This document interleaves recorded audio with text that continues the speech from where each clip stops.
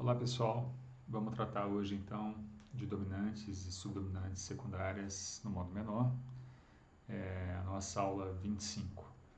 Lembrando que eu estou adiantando essas aulas assíncronas nessas últimas semanas aí para vocês terem mais recursos para fazer o trabalho de vocês e também porque o final de semestre promete ser apertado e estou preferindo adiantar.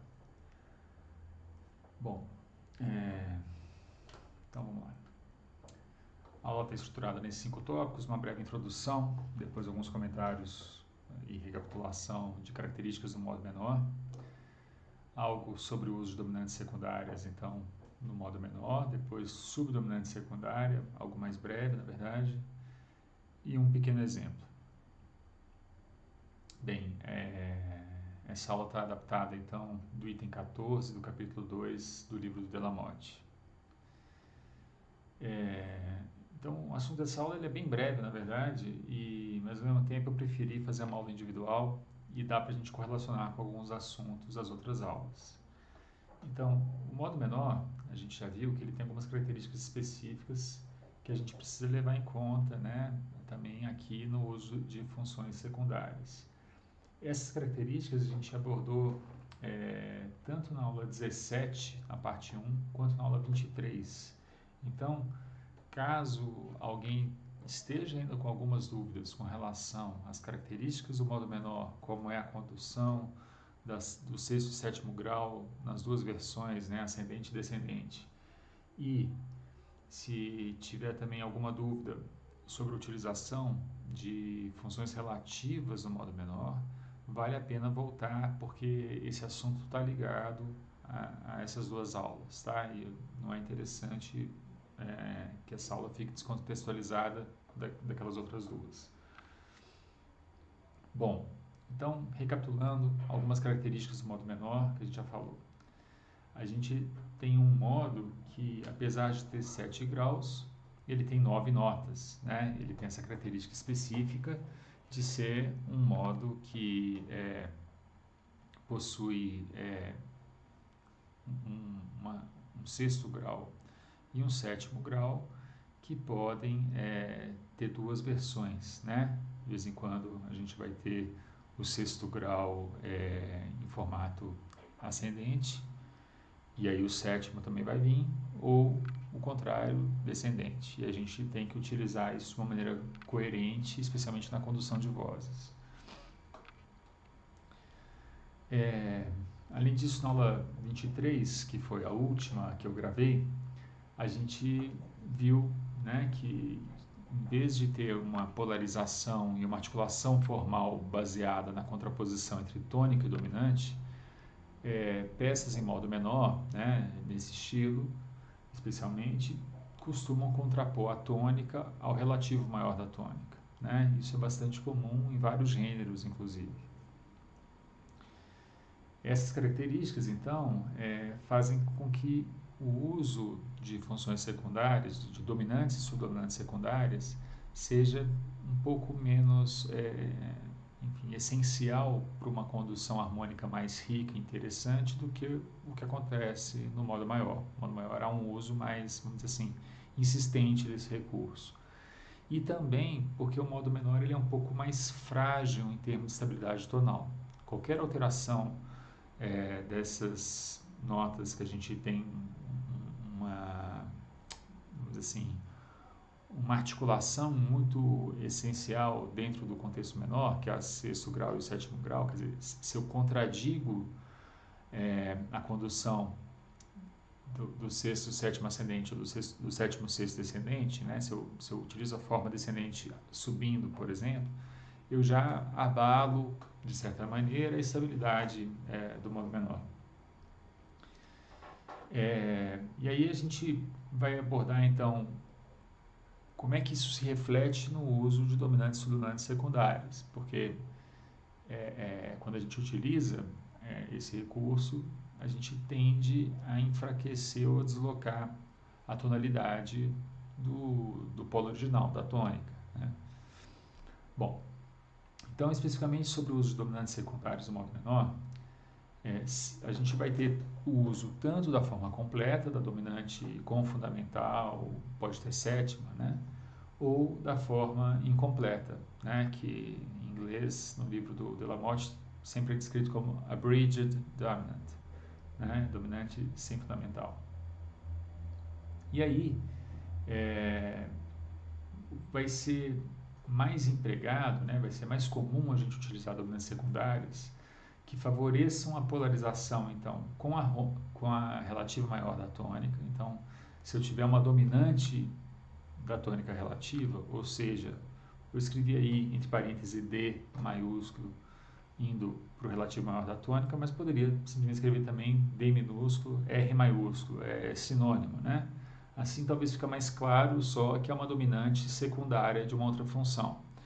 Então, isso aí vai ser muito comum, porque é muito comum essa polarização entre tônica e relativo maior da tônica. E também vai acontecer da gente ter dominantes em funções que não ameacem a estabilidade da tônica, como, por exemplo, a dominante da subdominante. A dominante da subdominante é o acorde da tônica na forma maior, normalmente com uma sétima para criar um tensionamento, e isso conduz à subdominante. Evidentemente que nesse momento eu desloco da região da tônica, mas é muito comum fazer isso e depois concatenar a subdominante ou um trecho em torno de subdominantes e várias versões da subdominante na dominante e resolver de volta na tônica. Então isso aí é mais comum. É um pouco menos frequente, embora a gente vá ver aqui no exemplo que eu separei, o uso de dominante da dominante. Quer dizer, é menos frequente em comparação aos modos maiores, que isso é utilizado o tempo inteiro. Tá? Como princípio geral, então, as polarizações ao relativo maior da tônica ao subdominante criam menos instabilidade para a tônica, né? E esse é um princípio interessante de se utilizar caso a gente não queira criar uma modulação ou uma passagem, um deslocamento mais incisivo numa outra região, né? Aí, bom, deixa eu sair da frente aqui.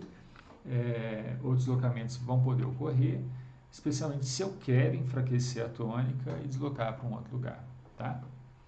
Bom, sobre subdominante secundária, eu vou fazer só breves observações, é bem mais raro, tá?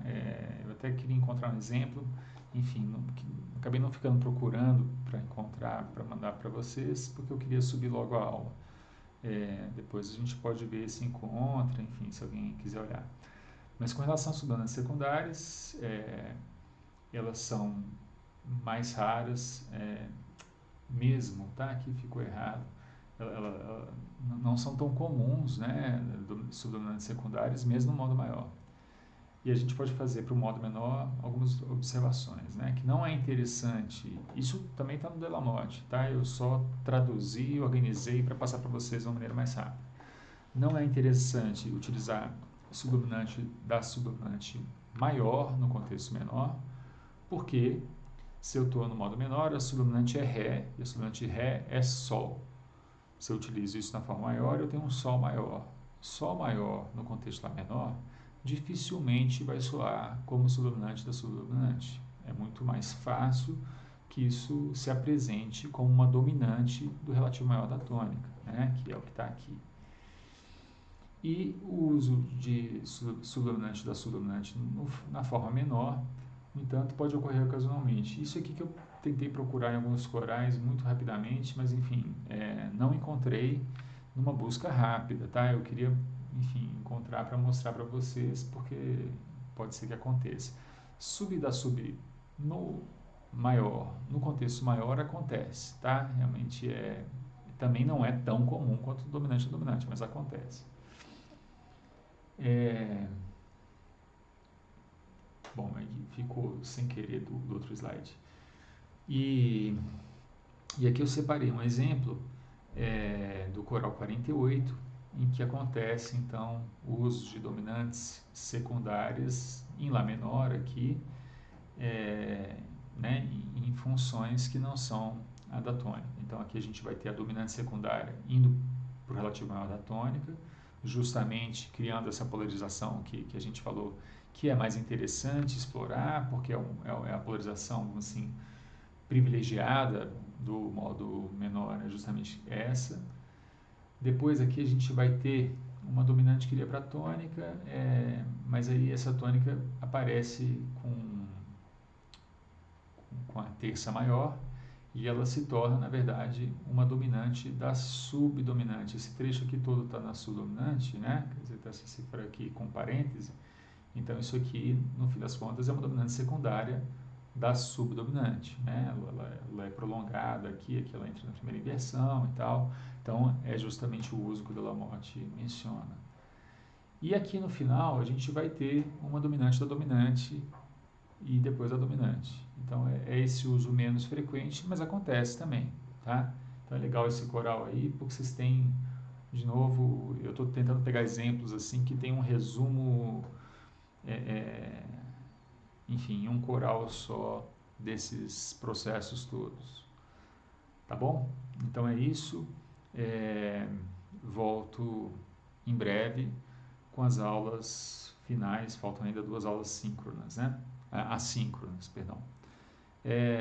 Eu só esqueci de mencionar na última aula que eu gravei que para segunda e quarta, então eu estou esperando que vocês tragam trechos aí dos trabalhos 1 e 2, tá? Para a gente acompanhar. Bom, gente, é isso. Bom trabalho e nos vemos aí em breve.